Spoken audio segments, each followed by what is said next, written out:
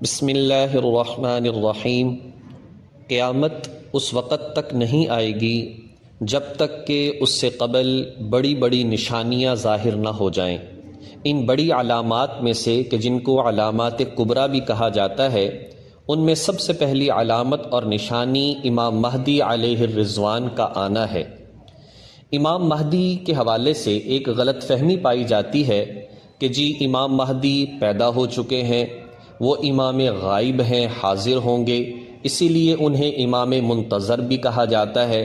کہ وہ آئیں گے اور قرآن پاک کو لے کر آئیں گے۔ یہ ساری کی ساری باتیں قرآن و حدیث کے خلاف ہیں۔ قرآن اور حدیث مبارکہ کے حوالے سے حقیقت یہ ہے کہ امام مہدی علیہ الرضوان پیدا ہوں گے، مدینہ منورہ میں پیدا ہوں گے۔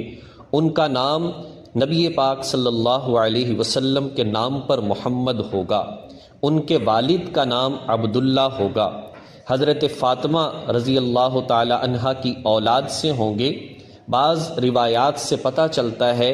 کہ ان کے والد حضرت حسن کی اولاد سے ہوں گے اور والدہ حضرت حسین رضی اللہ تعالی عنہ کی اولاد سے ہوں گی۔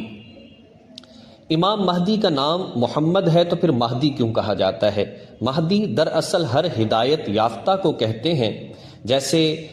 حدیث مبارکہ میں آتا ہے کہ لوگو تم میرے بعد بہت سارے اختلافات دیکھو گے، اس وقت تم سنتی و سنت الخلفاء الراشدین المہدیین، کہ اس وقت تم میرے طریقے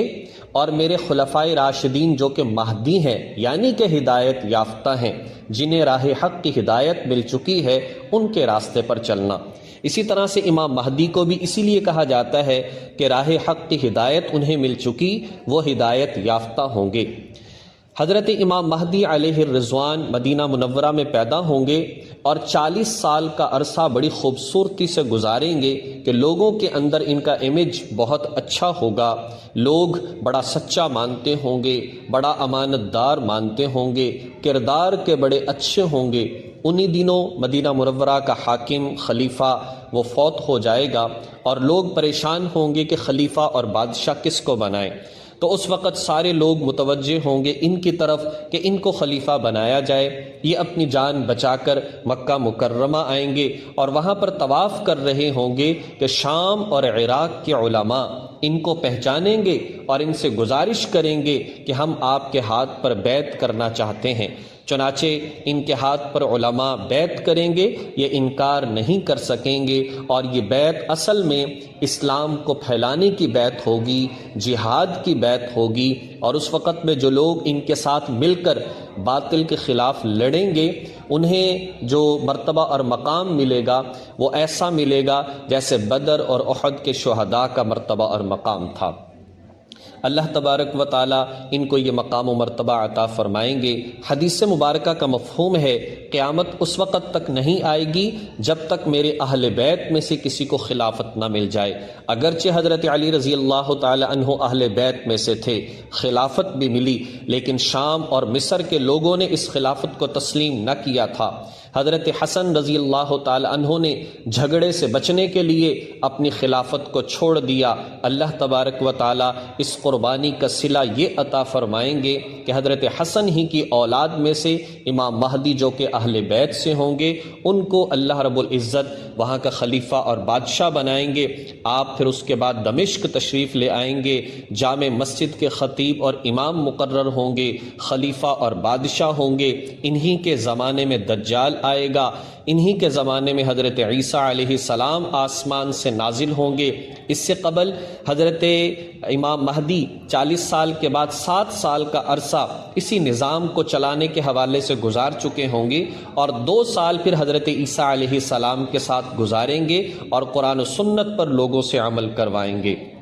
اور یہ دور ایسا خیر، برکتوں، عدل و انصاف والا ہوگا جیسی خیریں اور بھلائیاں نبی پاک صلی اللہ علیہ وسلم اور خلفائے راشدین کے زمانے میں تھیں۔ تو حضرت امام مہدی علیہ الرضوان کے حوالے سے ہمیں وہ عقیدہ اور نظریہ رکھنا چاہیے جو قرآن پاک اور احادیث مبارکہ کے مطابق ہے۔ دوسری بات، ہم مسائل کے حوالے سے والدین کا ادب و احترام، والدین کے حقوق، ماں باپ دل و جان سے اطاعت کرنا ان کی لازم اور ضروری ہے، اگرچہ وہ زیادتی بھی کرتے ہوں۔ ان کے عظیم احسانات کو پیش نظر رکھ کر ان کے مطالبے کو خوشی سے پورا کرنا، جو آپ کے ذوق اور مزاج کے خلاف بھی ہو، بشرطے کہ وہ دین کے خلاف نہ ہو، یہ ان کے آداب میں سے ہے۔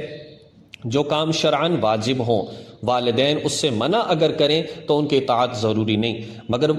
یعنی کہ وہ کہتے ہیں کہ جی آپ علم حاصل نہ کریں، فرض علم بھی حاصل نہ کریں، آپ حج کرنے کے لیے بھی نہ جائیں، حج فرض ہو چکا ہو، ہاں اتنی بات ضرور ہے کہ اگر وہ کہیں ان کی خدمت کی وجہ سے اس کو تھوڑا تاخیر کرنا پڑے تو تاخیر کرنے کی گنجائش ہے۔ جو کام شرعاً جائز ہوں اور ماں باپ اس کے کرنے کا حکم دیں تو اس میں بھی ان کی اطاعت جو ہے وہ کرنی، یعنی جو شرعاً کام ہی جائز ہیں ظاہری بات ہے کہ ان کی اطاعت کرنی چاہیے، لیکن جو کام ناجائز ہوں، یعنی کہ وہ کہتے ہوں کہ سودی ملازمت کرو، کوئی ناجائز کام کرو، اس میں بات ماننے کی اجازت نہیں، اس لیے کہ ہم اللہ تعالیٰ کی مخلوق ہیں اور اللہ تعالیٰ کی نافرمانی کسی کی مخلوق کی فرما برداری کے اندر نہیں کی جا سکتی۔ اگر والدین بلا وجہ بیوی کو طلاق دینے کا مطالبہ کریں تو ان کی اطاعت ناجائز ہے اور گناہ ہے، اور اگر والدین کو تکلیف ہے اور والدین بالکل سچے اور حق بجانب ہیں کہ جی بیوی پریشان کرتی ہے، بد زبانی کرتی ہے، تو اس صورت میں بیوی کو طلاق دینا واجب اور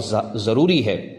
اسی طرح سے ماں باپ کے رشتہ داروں کے ساتھ نیکی اور اچھائی کا سلوک کرنا، یہ ان کے ساتھ اچھائی اور اچھا سلوک کرنا ہے۔ ان کو نام سے نہ پکارا جائے، ماں باپ پر دل کھول کر خرچ کیا جائے، اور اسی طریقے سے اگر کہیں پر جائیں تو چلنے میں ان سے پیچھے چلیں، ان کو آگے چلائیں، گاڑی پر بیٹھیں تو ان کو آگے بٹھائیں، خود پیچھے بیٹھیں۔ اسی طرح سے جو ہے کہیں پر بیٹھنے کا موقع آئے تو پہلے ان کو بیٹھنے دیں، بعد میں خود بیٹھیں۔ ماں باپ کے لیے برابر ہم دعائیں کرتے رہیں، کبھی ان کو برا بھلا نہ کہیں، ان کے لیے گستاخی کے الفاظ نہ بولیں، وہ چاہے کیسے بھی ہوں، کچھ بھی کہیں، یا تو اچھے الفاظ بولیں یا خاموشی اختیار کریں۔ کسی کے والدین کو بھی گالی نہ دیں، کیونکہ کسی کے والدین کو گالی دینا دراصل اپنے ہی والدین کو گالی دینا ہے۔ اگر کوئی والدین کے مرنے کے بعد ان کے ساتھ اچھائی کرنا چاہے تو ان کے لیے حدیث میں آتا ہے کہ والدین کے لیے استغفار کرو،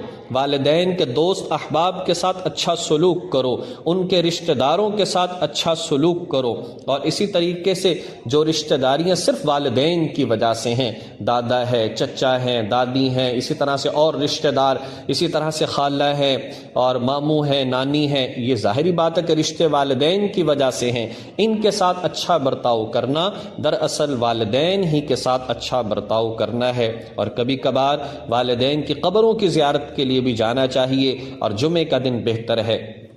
ایصال ثواب ان کے لیے کرتے رہیں۔ اسی طرح سے بڑے بھائی اور چچا کے ساتھ باپ کی طرح اور چھوٹے بھائی کے ساتھ اولاد کی طرح سلوک کرنا، ایسے ہی بڑی بہن کا والدہ کی طرح احترام کرنا اور چھوٹی بہن پر اولاد کی طرح شفقت کرنا، یہ بھی شریعت کی تعلیمات ہیں۔ اگر کسی وجہ سے والدین ناراض ہو جائیں تو ان سے معافی مانگ کر ان کو راضی کرنے کی کوشش کرنی چاہیے۔ اللہ تبارک و تعالی ہمیں ان ساری کی ساری باتوں پر عمل کرنے کی توفیق عطا فرمائے۔ حقیقی طور پر والدین وہ ہوتے ہیں اگر ان پر خرچ کیا جائے، اگر ان کی خدمت کی جائے، تو حدیث مبارکہ میں آتا ہے کہ جو شخص یہ چاہے کہ میری عمر میں، میرے رزق میں اضافہ ہو جائے، برکت ہو جائے، وہ والدین کی خدمت کرے، والدین پر خرچ کرے، اس لیے کہ والدین تمہاری جنت بھی ہیں اگر اطاعت کرو گے، اور والدین تمہاری دوزخ بھی ہیں اگر ان کو ناجائز پریشان کرو گے۔ اللہ رب العزت توفیق عمل نصیب فرمائے۔